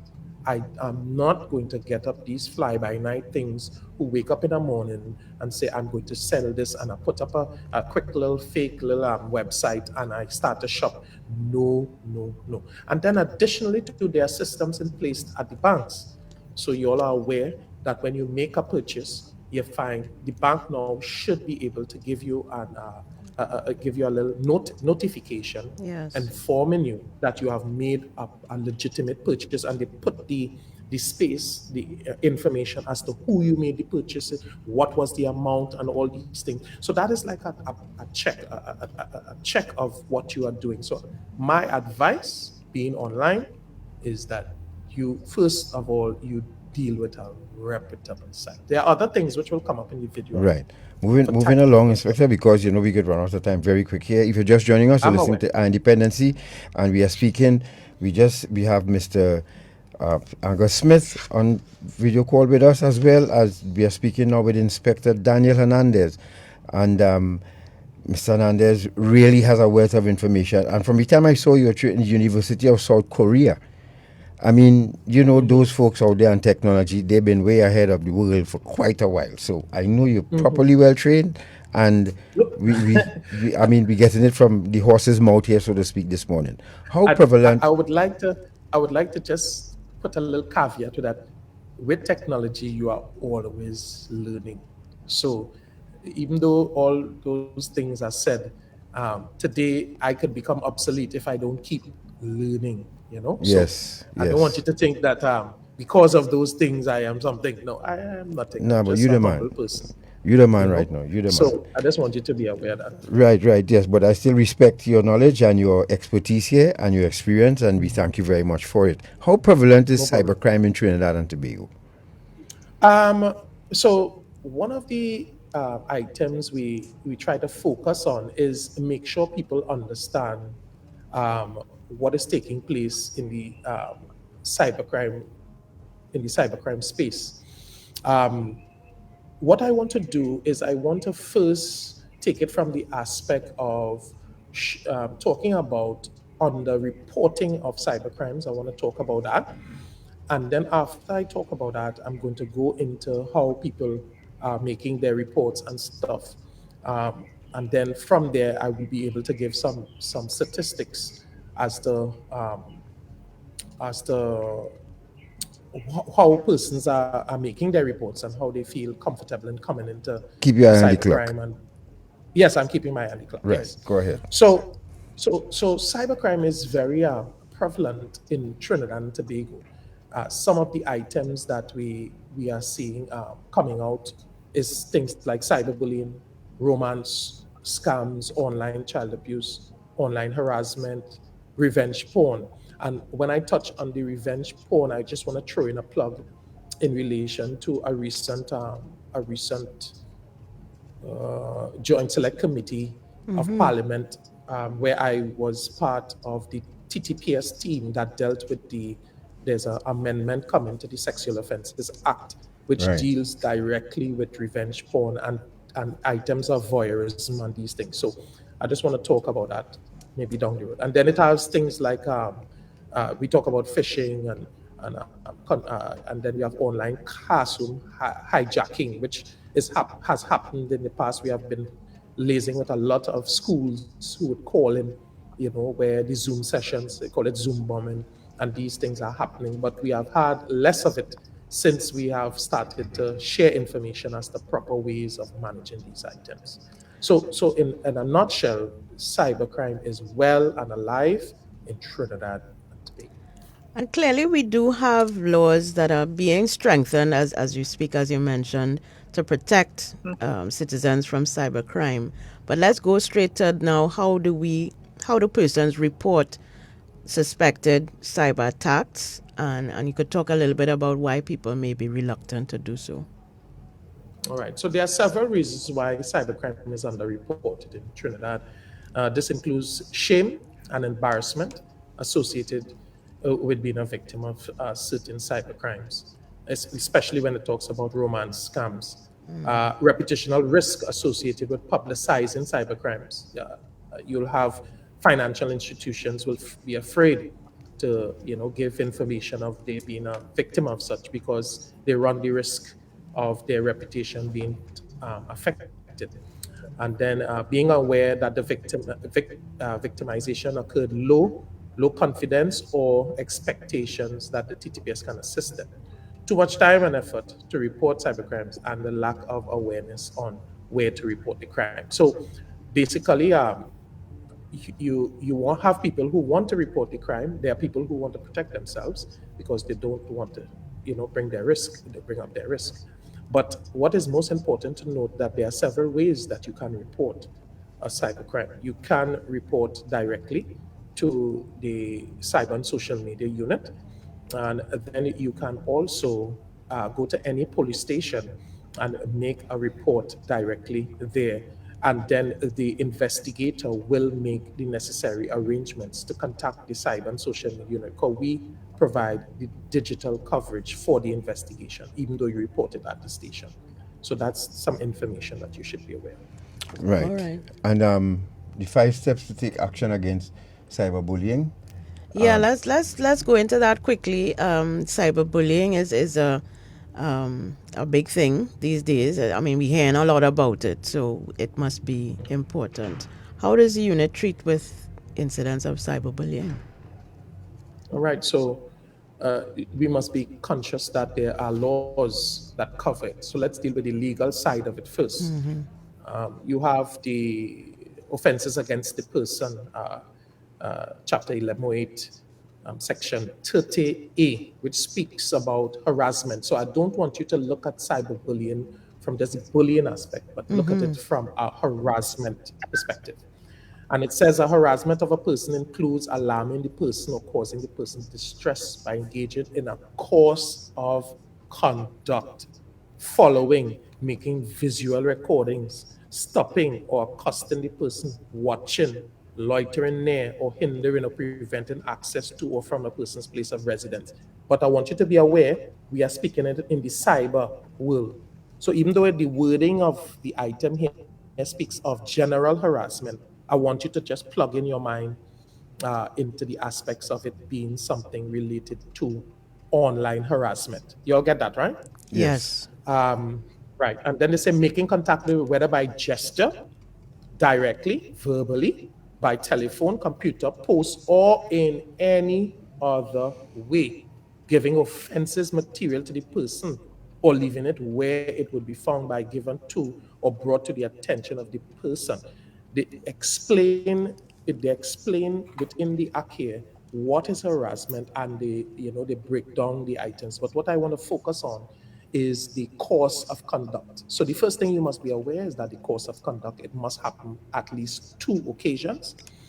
And then they say that a person who pursues a course of conduct which amounts to harassment of another, which he knows or ought reasonably to know amounts to harassment of the other, is guilty of an offense and liable to something to $2,000 and imprisonment for 6 months. So that's very clear in the law aspect of cyberbullying.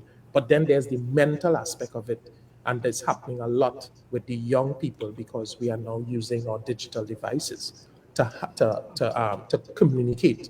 And because of that, what you are getting is you are having persons now actually going to the point of committing suicide when you are constantly bombarding them with information or things to interfere with their mental state. Right.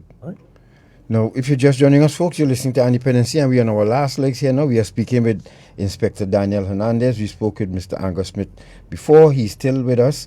Mr. Smith, of course, when we come closer, you could, if anything you would have forgotten, you have the opportunity to throw it in.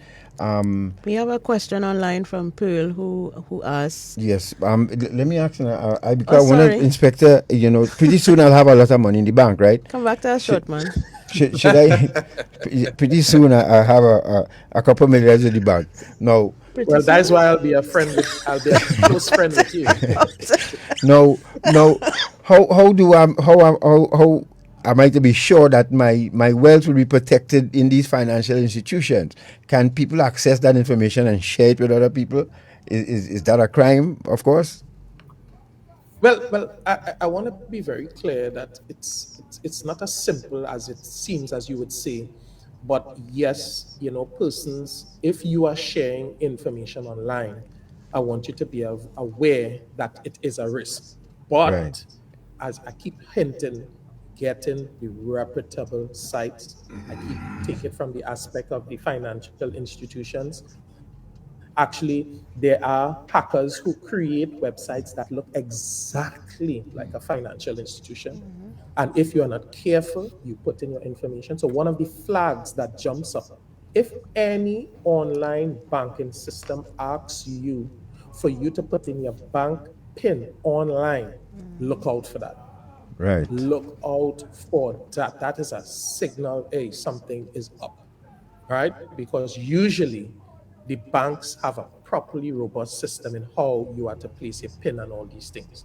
So anytime I say, please place your PIN, watch out for that. But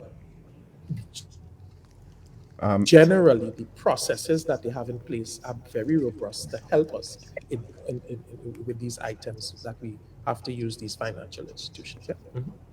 Lovely. Folks, we want to take a quick break and then come back. Mr. Fitzroy Frederick says hello, and he has a question for you too, Inspector. That name should be familiar to you. And and it's a very important question. Yeah, so we'll get it when we come back. And we will show that video of that you spoke about a while ago with protecting yourself at the ATM and online shopping. And online shopping, right? We'll show that. And also, I want you to advise users of firearm, people with firearm users license, how they should carry about themselves when they're in possession of their firearm and they're in places that can be risky to them and the people around them. What should they do and how should they conduct themselves? All right, so We'll take a quick break, folks. Stay right there. You can join us on our Dependency Facebook page to view these videos or YouTube channel. And remember to click like and subscribe so that you can continue to follow us and be alerted when we have anything on. Stay right there. We'll be back.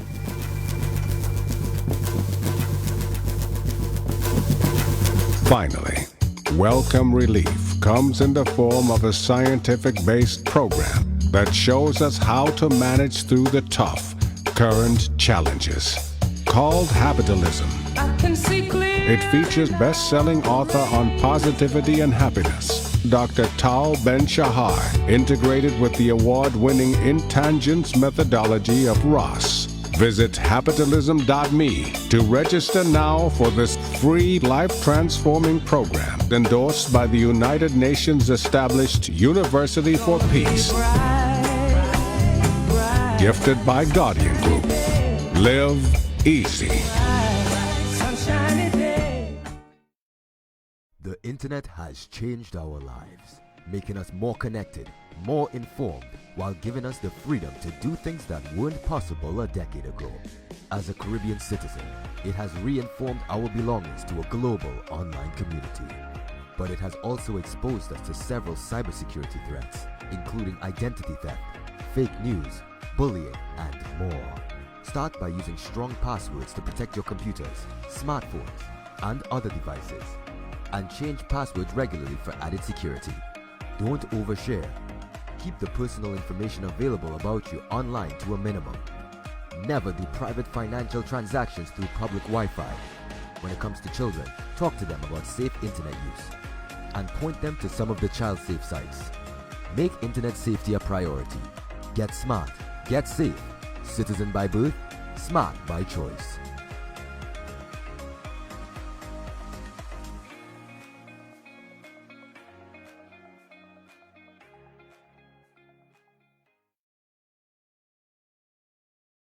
Go, sona. I come in. And don't give me no attitude there. You have Shiana manners, boy. I wish I had your touch, boy. You have to groom them. First, you have to target them. Scope them out. See if they have low self-esteem. Family problems, you know. Then you move in and gain the trust. I like your glasses. After that, you feel a need. Some of them like nice things like fancy phones, hairdos, clothes, food. It have ones who only looking for somebody to care and listen to their problems. You feel me? What's important though, you have to isolate them from the people. Let them believe it's all about you and them. I care about you. Then you get through. Nice, nice. Look one right here. Try a thing now.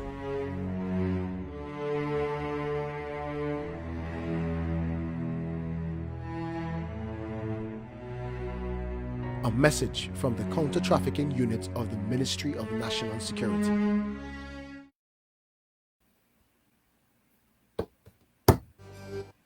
Dependency with Garth and Natasha.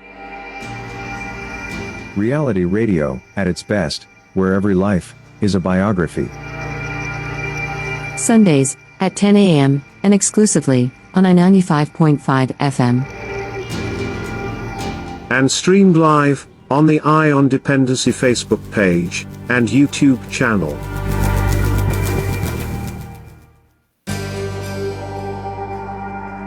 Thank you for staying with us. This is Eye on Dependency, and we are talking cybersecurity and cybercrime this morning with Mr. Angus Smith of the Csirt, and currently having a conversation with Inspector Hernandez of the Ttps Cybercrime and Social Media Unit. Right. Inspector, before you cue that video, Mr. Frederick had a question. Yes, Mr. Frederick is asking whether you, Inspector, are convinced that officers in the wider community who are trying to prevent and solve other crimes are exploiting the technology to aid in their investigations, i.e., are they using the devices at their disposal to assist in investigations that may not be related to cybercrime? What I would say in relation to that is that technology is available to everyone, right? Be it the person who is doing something that is legit, and be it the person who is up to some nefarious practice. And by extension, we are part of a society, and within the society, there, whether it's a police service, whether there's people on the outside, there is you are exposed to the good and bad of the technology. And while I might say it is quite possible, the TTPS is a very has strong, robust systems in place to deal with these persons who are exploiting, or who possibly are. I don't want to say it is happening, but who possibly are exploiting these things. And we must be clear that even though somebody has plans to do something that is against what they would have signed on for, at the end of the day, we must be conscious that we can use the very same technology in order not only to protect the investigation, but we can also use it to deal with the perpetrator of the offenses, whether it's a police officer or if it's someone who is in the general public. So I would like to cover it with that statement in relation to the exploitation of technology. Okay.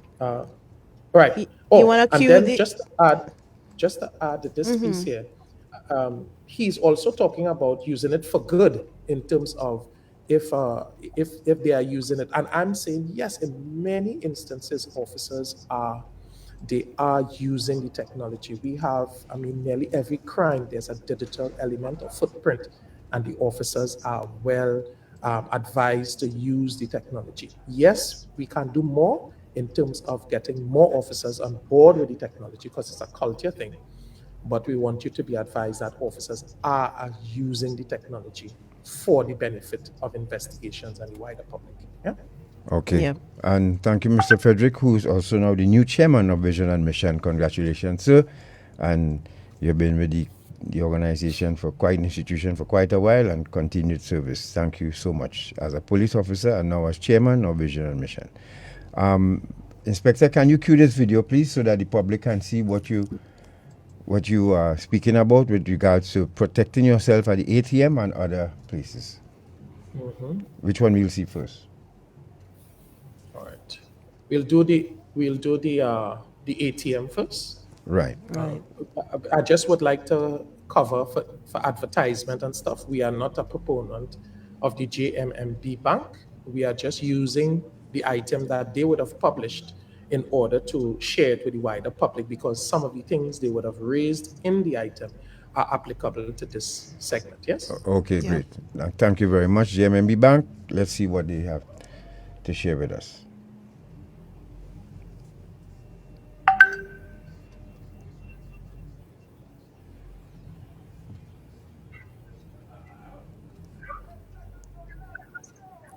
As Shortman tries to get us the video up and running. Ooh. Maybe having some issues.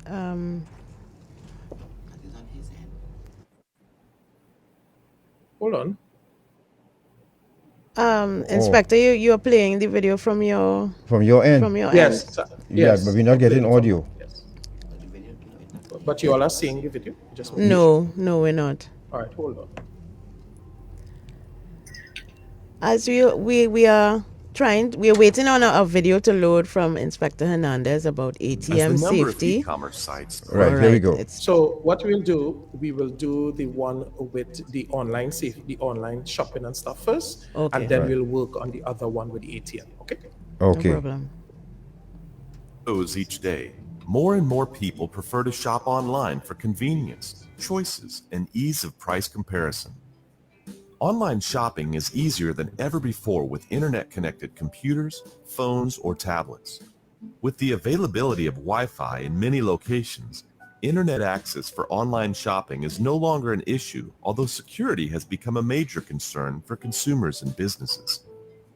If you are a regular online shopper, there are a few steps that you can take to protect yourself from identity theft, prevent online fraud, and avoid paying higher prices. Here are a few steps that you can take to protect yourself when shopping online. First, make sure you are on the right website. There are many fake sites that look exactly like the authentic ones. Avoid clicking links from emails which can direct you to fake sites. Type the website's address and double-check the spelling to make sure you didn't mistype. Second, avoid visiting less known websites, especially if the websites don't show a security lock to indicate the website is secure for shopping. Read online reviews from other people who bought items from that website and look for feedback about the quality of service and any issues with payment, delivery, scams, and complaints. Third, consolidate your shopping lists. Know what you want to buy in advance and plan ahead. Determine what items you want to buy and place them in categories that can be purchased from one merchant. Limiting the number of websites from which you buy things will reduce the number of times that you share your credit card and personal information, thus reducing your online shopping risks. Once you have selected your items and placed them in the shopping cart, you must decide how to pay. Credit cards are the most common type of payments, whether you enter a credit card number or use your fingerprint to authorize the payment. Credit cards offer some protection that other methods of payment may not. For example, if there's a problem, the law gives consumers the right to dispute credit card charges and temporarily withhold payment while the dispute is investigated. If someone uses your credit card without your permission, your liability is limited to $50, but most credit card companies waive all charges to keep their customers happy. As a reminder, before you enter your credit card or other sensitive information online, make sure that the website address is correct and starts with HTTPS. The S stands for secure and means that your information is encrypted before it's transmitted. You can also look for the lock sign, which would also indicate the site is secure. Other online shopping considerations include shipping terms and cost, prices, return policies, taxes, other costs, and perks like coupons, discounts, and free shipping.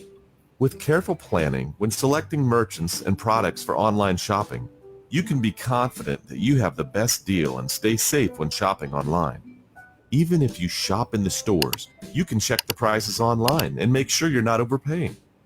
This educational video is presented to consumers by Identity Management Institute. Visit us online for identity theft video courses, training, and speakers. All right. All right. So that, in a sense, there covers the items that we were speaking about earlier on when we were speaking about online shopping. And I just hope the wider public will not just see the little video and say, well, all right, but they will really not just be hearers, but livers of what is expected. Right. Yes. Now the other one. Right. So you want.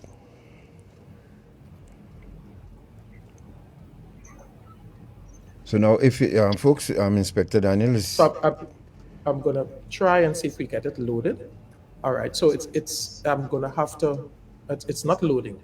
Okay. So what we'll have to do that possibly at the end. I have some work here that I might have to do because I don't know why I'm loading the other one, but this one is not coming up. But basically, when you talk about your ATM tips, basically what it really covers is you must know your surroundings before you enter an ATM.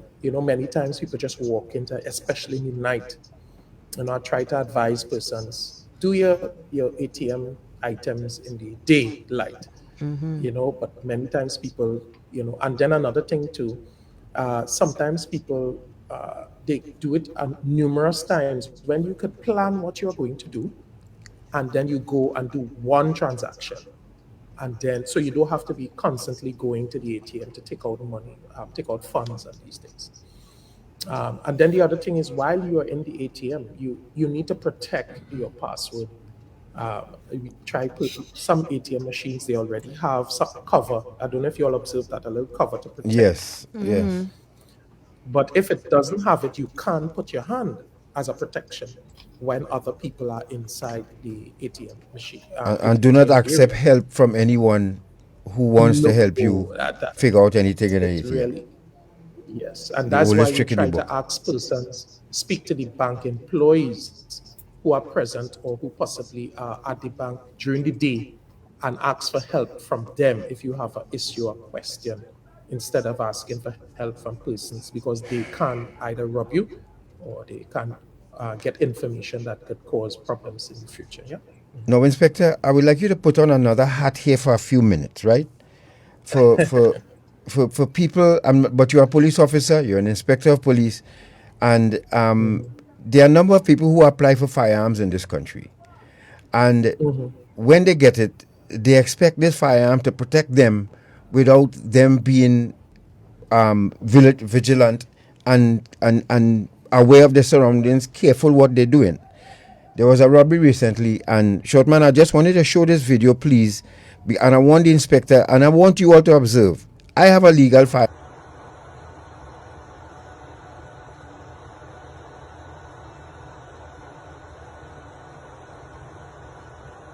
because one of the bandits discharged a round and hit him in his back. Now, but I want you to watch the mannerism of this person walking towards. This was in Trinity City Mall car park, and it's a place that has been in the news from time to time with carjackings and robberies and you name it. It's happened in this mall's car park. But here it is. He's even walking towards the vehicle. Right. I mean, it's kind of odd that this car is parked behind him. First Right, of all. in an empty car park. Yeah. So I would have scoped out the scene a little bit before I even went to the vehicle. Right, and apparently they had just come from the casino, and they had, as the news reported, they had $58,000. I think the lady had that on her person. Wow.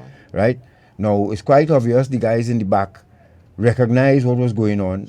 But I don't know if it is inside information or it was just a wild guess, but they were well positioned to attack them and rob them. Now, again, the robbery is taking place here now.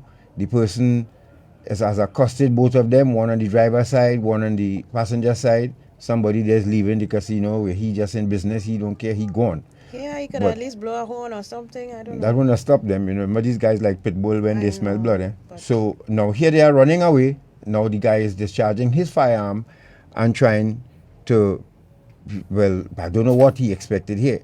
But Inspector, look at the body language of these two folks. This guy has a firearm. What would you suggest to people in this situation here who carry legal firearms and how to be more vigilant and alert when they do?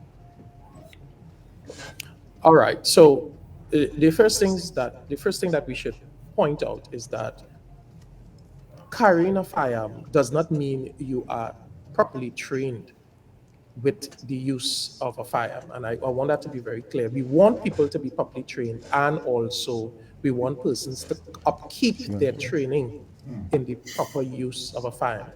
Right. Yes, it is very important when you are, especially at night, you are approaching your vehicle. You scan 316 degrees. Right. You make sure that you are in a safe place before you are able to safely go now and sit into your vehicle. Many times, persons are very unaware of the dangers that are associated with moving on with large sums of cash, because they are unaware that these items draw these persons to come in to cause them to want to come and do you these things. But what is most important though is, as you could see in the video right here, the person is unaware of his surroundings. Of course. And once you are unaware of your surroundings, we call it, we talk it about orientation. Right. So you orient to see what is around you, right? Right. And when you orient to see what is around you, then you make the prerequisite decisions surrounding your safety. Because remember, with self-defense, it's a total defense. You have to focus on your survival. And if you are focusing on survival, your approach to every situation demands your direct attention. Then the next thing that you would have observed is the situation with him discharging his firearm. Yes. And obviously it happens after the fact. Yes. And really and truly, the Ttps has something called the use of force policy. And once you understand the use of force policy, in terms of when to discharge your firearm, you find you will understand it does. You don't have to wait till somebody do you something. Many times it's to protect not only your life but the life of another. Right. And if you are going down that road, you must consider that the persons that you are protecting, they are also covered when you have a fuel. You have to use it to protect yourselves. So the vigilance is the first part. And then the second part is the approach. You must be able to realize that this vehicle behind you is going to cause some sort of damage or something. They're going to do something to you. And if that is the case, what I would have done there immediately, if I was vigilant, I am not going to walk to that vehicle. Thank you. I am going to walk away from that vehicle. I would not even go to the vehicle to discharge around. What I would have done is walk away from that vehicle, and I would take out my phone. I would call the police and inform them that I have observed a vehicle that is parked behind my vehicle. It is looking suspicious, and I tell them exactly where you are, and they would come to assist in that. But or go back to the place of business. Casually walking to your vehicle like that, you are become a sitting duck. That's basically it. Yeah. You know, so I try my best to say it from the context of a normal citizen. Yes. When you are faced with these situations, I'm not going to get into the details too much. I want Right, you to see it like a normal human being. You cannot be approaching your vehicle like this. Thank you. In a present time where we are living, you cannot be approaching any vehicle. Even the aspect of going to your home also. When I go home, sometimes I take 2 or 3 routes, different routes, so that if anybody is watching me or people are coming to do me harm, they don't know my pattern. And that's a situation that many people don't do. We had a robbery recently in my area, and the bandits were able to say, "And you have a business in Arima?" They were actually able to say that. So that means they were casing them. Right. So I want to be very clear in that situation. Okay? Yes, Sir, thank you very you much. all have been so great here this morning. Mr. Smith, thank you for your patience and staying with us. I don't know if you had any final words and, for us. and advice and you know, for the public who, and we thank you people on YouTube and Facebook and I-95 too as well for staying with us. Yes, sir, Mr. Smith? Yeah, so I want to say yes, I'll say this. First, based on the previous video though, in terms of online purchasing and shopping, now the government is embarking on a lot of providing online services, access to online services and payments for a lot of the government services. Yes. So what I wanted to say is though that we are involved, or the TTCs is involved in securing these particular services and ensuring that they are safe for the public to use. So I want to ensure the public that any government service that you see that provides payment, especially online payments, actually goes through a rigorous process in collaboration with us, the Treasury Department, and even the TTIFC and iGovTT to actually ensure that these particular websites and services are actually secure. So I wanted to say that in the first instance. There's something that going off of the video. Quickly for the question about the sweeper, it could be a system now without enough context, that it could be a system that helps to automate threat response for an organization. So if that is what the person was talking about, they could always contact the Csirt. We could have a further conversation. Right. If it's something else, we could discuss it. So, but other than that, Inspector Hernandez provided a great deal of information, and again about securing yourself, securing your person, securing your information. And one thing I want people to understand is securing your information, especially your personal identifiable information, is very important to you. It is who you are, especially in this age of digital transformation and digital use and access. And it's something that you should pay particular attention to your phone, your computer, and ensuring that you take the necessary precautions to be safe in this digital space. What you do, how you do it, you wouldn't be surprised how much people look at you and what you do and are trying to get access to your information. Right. Thank you so much, Mr. Smith. Yes, thank you again for having me on the program. It was enjoyable, I must say. You're welcome, sir. God bless you all. And if you can spend some time and go back to our Facebook page and answer some questions probably that we couldn't get to posed to you all from the viewer. Okay, and okay, thanks. Inspector, that video before we wrap up quickly, we have about 3 minutes.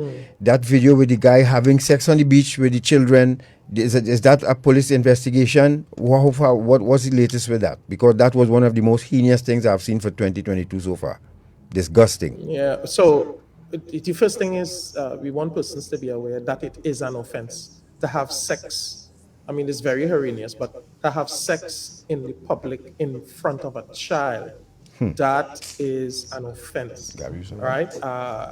The exact item is right. That is the Children's Act, Chapter 4601, Section 23. So as an offense, we have already sent it out. We have gotten the information and sent it out to the various divisions. I don't want to say too much because an investigation has already started. But what we are saying is persons need to be aware of what they are doing in the public and what effects it can have. Could you repeat that act again, please, sir? All right, the Children's Act, Chapter 4601, Section 23. It says where a person engages in an activity, the activity is sexual for the purpose of obtaining sexual gratification, when a child is present or when a child is in place from which the person can be observed. I just read a little piece of it. So it is an offense, and the fine for it is $50,000 or 10 years imprisonment. So I just want persons to be aware that you can be dealt with accordingly where that is concerned. And in that case, in that particular case, it would be both individuals engaging in the act who would be liable, yes? Well, yes, that's how I see it, because I saw the video. It's being circulated throughout the country, and both persons, you need to observe the situation as it relates to the context it was done in. It was done in the view of the public. Two persons were involved. A child was present. These things basically gives the ingredients for that offense. For my edification, Inspector, is there anything that could have been done in that instance, based on what we saw, to prevent that from happening? Is there something that someone could have done to raise an alarm of some kind, or as well as recording it? I suppose recording it is the evidence that the police would use, but how should people go about trying to interrupt that kind of activity, first of all? Well, I'm going to give two responses to that because I know we're short on time. Yeah. But the first response I would have immediately do is I would have contacted the police immediately, informing them that there's an incident present going on at the time in question, and ask for them to come relative to that issue. The second thing is I would have got a bucket of water and I would have shake water and I would have flashed it across there. Yes. Because you see animals behaving like this in public, and you take some water and you just throw the water and True. I think of that now. Bucket of water. But I am not advising it. I would do that. I'm not advising it. Other people to do that. Some very dangerous times because you interfere. And somebody pull out a fire. But I think if a few of the adults on the beach would have surrounded that vehicle and called them out, call them out and make noise, I think that was really poor. Inspector, we want to thank you so much this morning for your intervention here, yourself and Mr. Smith. We wish you all the best. Godspeed. Thank you. Keep up the great work, you and the TTPS. Mr. Smith, you and your organization. Okay, gentlemen? Yes. Thank you very much. You all have a good day now. Yes, you too. Take care. Thank you so much. All right. Major News at 12 is up next with Mr. Sterling Henderson. Have a good week, folks. Good afternoon. Good afternoon. Broadcasting from Port of Spain, Trinidad.